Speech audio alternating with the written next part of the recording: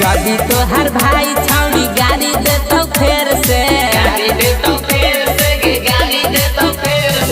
जदी तोहर भाई छौड़ी गाड़ी दे तो फेर से मरबौ की सारा के गढ़वे में घेर के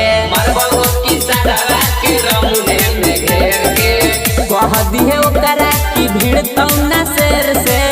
कह दिहे ओकरा की भीड़ तौना शेर से मरबौ की सारा के गढ़वे में घेर के मरबौ की सारा के डंडई में घेर के मरबौ की सारा के डाल्टनगंज में घेर के मरबौ की सारा के मेरा ले में घेर के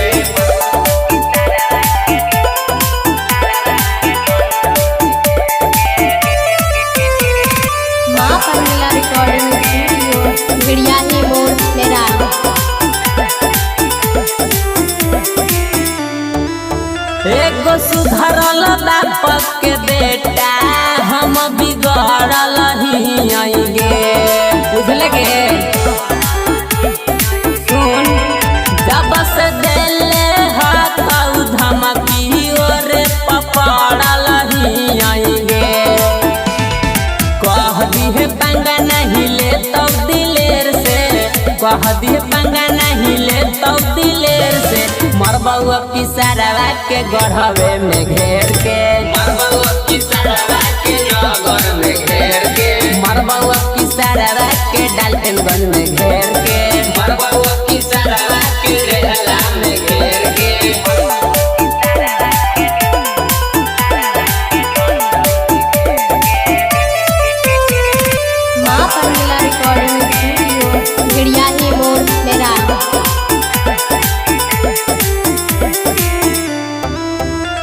के फोन देवो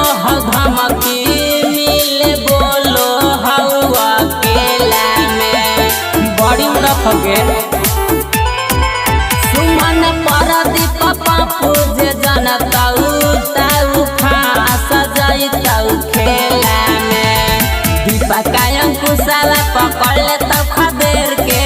सोनुआ दिनेशाला पकड़ ले तो खदेर के मरबौ की सारा के गढ़वे में घेर के मरबौ की सारा के रौने में घेर के मरबौ की सारा के डंडई में घेर के मरबौ की सारा के लगना में घेर के छोड़ब ना उस सारा के।